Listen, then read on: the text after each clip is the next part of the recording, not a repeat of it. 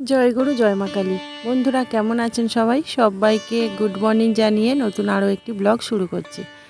তো এখন সকাল 8টা বাজে আর এখন দেখুন পাড়াতে মাছ ব্যাপারী চলে এসছে। এখানে তো অনেক রকম ব্যাপারীরা আসে, মানে সবজি, তারপর মাছ, তারপর পাঁপড় ভাজা, এইসব আর কি ব্যাপারীরা সব আসে। তো সকাল সকাল মাছ ব্যাপারীর হাঁক শুনে বাইরে বেরালাম। আর মা ওদিকে বাসি কাজবাজগুলো সারছে। তবে আমার একটু শরীরটা খারাপ আছে, বুঝতেই পারছেন গলার ভয়েসটা শুনে। তো যাই হোক, সকালবেলা একটু মাছ কিনবো। আজ রবিবার, ভেবেছিলাম একটু মাংস কিনবো, কিন্তু কি বলুন তো, এত গরম পড়েছে না, মাংস খেতেই ইচ্ছা হচ্ছে না। আর তাছাড়া আমাদের সবাইয়ের কিন্তু অল্প একটু একটু শরীর খারাপ, মানে কারোর পেটের সমস্যা হচ্ছে, কারোর জ্বর, এইরকম আর কি। তো আমারও সেই রকম গলার একদম ভয়েসটা খারাপ হয়ে গেছে। তো প্রচণ্ড গরম ঠান্ডার মধ্যে, আর সেই জন্যই আর কি একটু ঠান্ডা লেগে গেছে। তো যাই হোক, এখন মাছ কিনবো বলে এসে দেখছি যে মাছটা একদমই ভালো নয়। আর ভালো না হলে না মাছটা কিনতেও আমার ইচ্ছা হয় না। তো ভাবলাম চিংড়ি মাছটা কিনি। চিংড়ি মাছটা মোটামুটি ভালো ছিল, তো সেই জন্য একটু চিংড়ি মাছ কিনেছি। আর আমার কাছে 500 টাকার নোট ছিল, যেটা খুচরো দিতে পারছিল না, সেই জন্য পাশে কাকার কাছ থেকে আমি বললাম যে তুমি এখন দাও, পরে আমি দিয়ে দেবো। তো সেই জন্য এই যে কাকা 100 টাকা দিল, আর সেটা নিয়ে আমি এখন মাছ ব্যাপারীকে দিচ্ছি।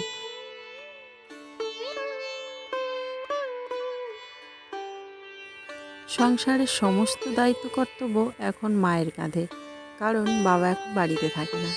তো যখন দেখবেন পুরুষ মানুষ বাড়িতে থাকে না, মেয়েদের কাঁধেই সমস্ত দায়িত্ব কর্তব্য পড়ে যায়।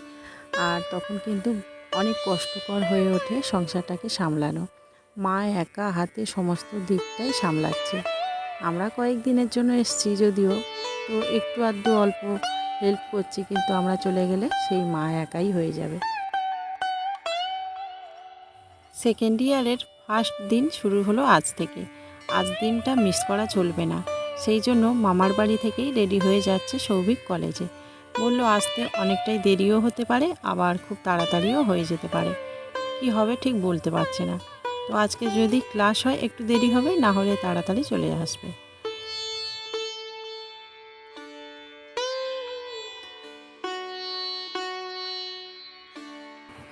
কতদিন এই শব্দটা কানে আসেনি, আজকের হঠাৎ শুনতে পেয়ে ক্যামেরা অন করে চলে আসছি। আসলে এই সময় তো ধান বোনা হয় বর্ষার চাষের জন্য, তো জমিতে ট্রাক্টর দেওয়া হয়। তো আজ দেখছি ট্রাক্টর নামছে জমিতে। হ্যাঁ, মাঠে যখন অল্প অল্প জল হতো না, তখন এই ট্রাক্টরের পিছনে পিছনে থাকলে অনেক মাছও পাওয়া যেত। জমিতে যখন হাল হতো তখন আমরা মাছ ধরতাম। তো সেই সব দিনের কথা খুব মনে পড়ছে।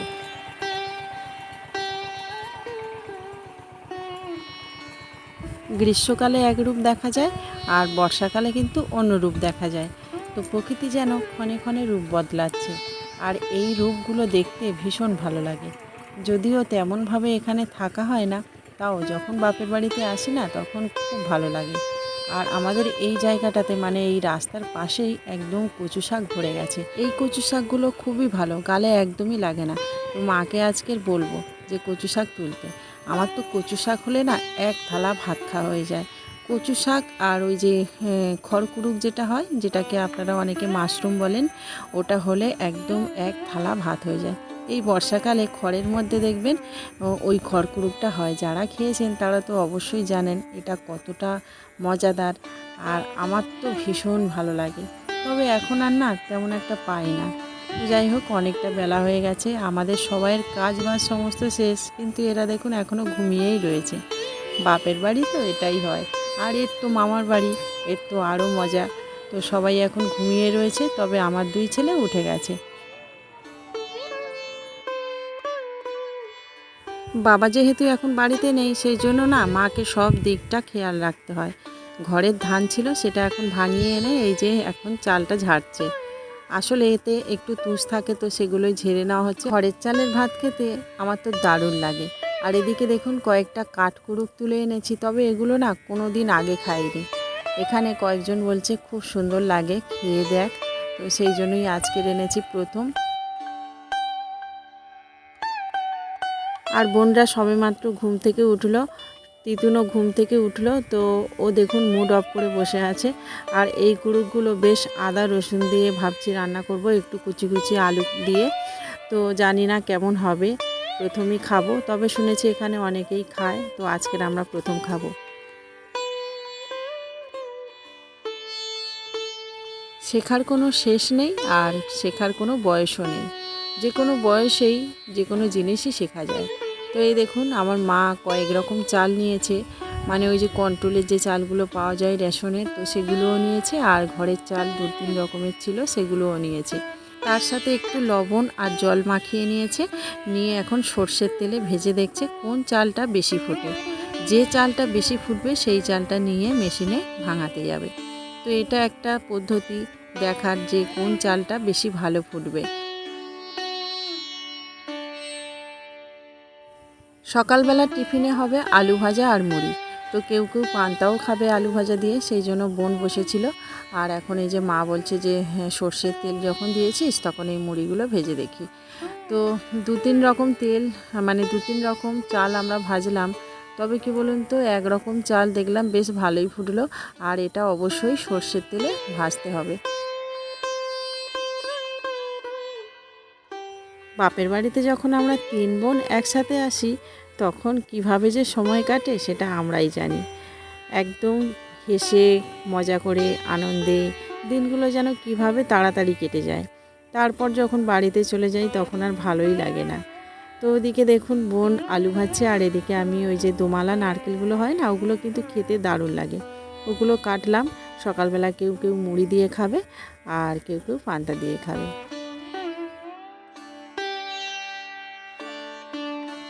আমি হাতে একটা দা নিয়েছি আর বোন হাতে একটা ব্যাগ নিয়েছে।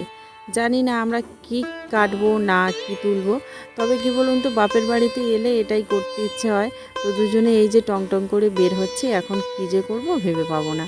মানে যা কিছু দেখবো যে এটা নেওয়া যায় সেটাই নিয়ে নেব, আর হ্যাঁ যা কিছু কেটে মানে ওই কলার কাঁদি মোচা এগুলোই আর কি, তো সেগুলোই আনবো, সেই জন্যই এখন বেরোচ্ছি। আর ওদিকে দেখুন তিতুন বোন ওরা সব বসে আছে, আর এই পুকুর পাড়টা না এত হাওয়া না, এখান থেকে যেতেই ইচ্ছা হচ্ছে না। সৌভিকের আজকে তেমনভাবে ক্লাস হয়নি, বলল মা কলেজে গিয়েছি, আর তারপরে এই যে বেরিয়ে চলে এলাম, শুধু মুখটা দেখিয়ে চলে এলাম এরকম। তো যাই হোক, এদিকে আমি কচু শাক খাবো বলে সবেমাত্র কাস্তে নিয়ে কাটতে যাচ্ছিলাম, তো মা বলছে না তোকে নামতে হবে না, আমিই যাচ্ছি। মায়ের অলরেডি কিন্তু সকালবেলা স্নান হয়ে গেছে, তো আমি বলছি মা আমি কালো জামা পরে আছি, আমি গিয়ে তুলছি।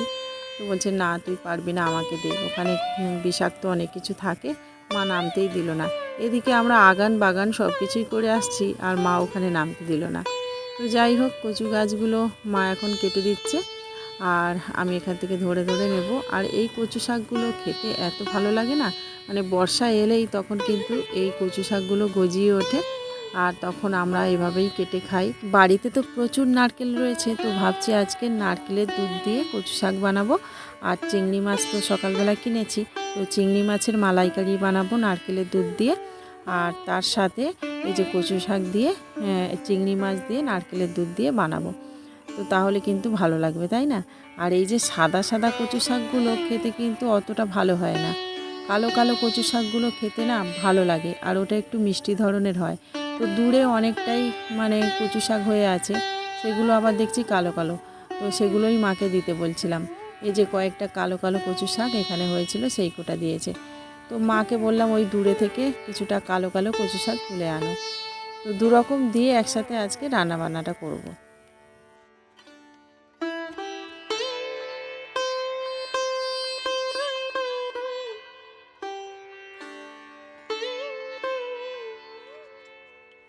গ্রামের এখানে সেখানে ছড়িয়ে ছিটিয়ে থাকে কিন্তু নানা রকম সবজি। যদি গ্রামের মানুষরা মনে করেন যে এক সপ্তাহ বাজারে না গিয়েও সুন্দরভাবে সংসার চালাবে, সেটা কিন্তু সম্ভব, কিন্তু শহরে থেকে সেটা সম্ভব হয়ে ওঠে না। ডুমুর, মোচা, থোড়, ডাঁটা এইসবগুলো কিন্তু এখানে প্রায় সময় পচে যায়, মানে কেউ খায়ই না বললে চলে। আর আমি না ওগুলো আবার ভীষণ ভালোবাসি। তো যখন বাপের বাড়িতে আসি তখন এইসব কাজগুলো করে থাকি, যেমন ধরুন ডুমুর পেড়ে খাওয়া, মোচা, থোড় এগুলো পেড়ে আনা, তো এগুলোই করে থাকি। আর এখানকার মানুষদের ওই যে ধান চাল যারা চাষ করে তাদের প্রচুর কাজ হয় না, তো সেই জন্য তারা ওগুলো আর করার টাইমই পায় না, আর সেই জন্য গাছেই নষ্ট হয়ে যায়। তো আমি যখন বাপের বাড়িতে আসি তখন এগুলোই সংগ্রহ করি আর এগুলোই রান্না করার চেষ্টা করি। কিছু বাসনপত্র ছিল, টিফিন খাওয়া হয়েছিল, সেগুলো মাজা হয়নি, তো সেগুলো মেজে তারপর স্নানে গেছিলাম। আর এদিকে দেখুন আমার বোন বাটনাটা বাটছে, তো সবাই মিলে হাতে নাতে কাজগুলো করছি। তো বন্ধুরা, আমি তো খুবই সিম্পল আর সাধারণ একজন মানুষ, আর আমার ব্লগও কিন্তু সেই রকম সিম্পল সাধারণ। অনেক ভুল ত্রুটি হতে পারে যেগুলো আপনাদের ভালো লাগে না হয়তো, তো সেগুলো আপনারা অবশ্যই কমেন্ট করে বলবেন। আর আমি যেমন সাধারণ সেই রকমই সাধারণভাবে ব্লগ করি। প্রত্যেকটা মানুষের জীবনযাত্রা কিন্তু আলাদা ধরনের হয়, প্রত্যেকটা মানুষের রুচিবোধও আলাদা ধরনের হয়। তো সেই রকমভাবে কোনো মানুষের সঙ্গে কোনো মানুষের মতের মিল একইভাবে হতে পারে না। তো সেইভাবেই আর কি সমস্ত মানুষজনদের কাছে আমি হয়তো প্রিয় নাও হতে পারি, আবার কোনো কোনো মানুষরা আমাকে ভীষণ ভালোবাসে। তো তাদের সবাইকে বলছি, যদি ভালো লাগে ব্লগটা তো অবশ্যই একটা লাইক কমেন্ট করবেন আর চ্যানেলটিকে সাবস্ক্রাইব করে পাশে থাকবেন। তো এদিকে দেখুন আমার রান্নাবান্না তো চলছে, আর মা এদিকে ভোগ জল দিয়ে দিয়েছে, আর এই রান্নাগুলো আমার মা করেছে। তো মা তো নিরামিষ খায় আপনারা জানেন, তো সেই জন্য মা আলাদাভাবে রান্নাবান্নাও করে। আর যদি আমরা আমিষ রান্না করি তাহলে আমরা নিজেরাই রান্নাবান্না করে নিই এখন। তো ভোগ জল দেওয়া হয়ে গেছে, আর এদিকে আমি কি রান্না করছি দেখাই। এই যে আলু ভেজেছিলাম সেটা রয়ে গেছিলো, মানে বোন যেটা ভেজেছিল। আর এদিকে মাশরুমটা রান্না করেছি, চিংড়ি মাছ, তারপর নারকেলের দুধ দিয়ে কচু শাক আর চিংড়ি মাছের মালাইকারি।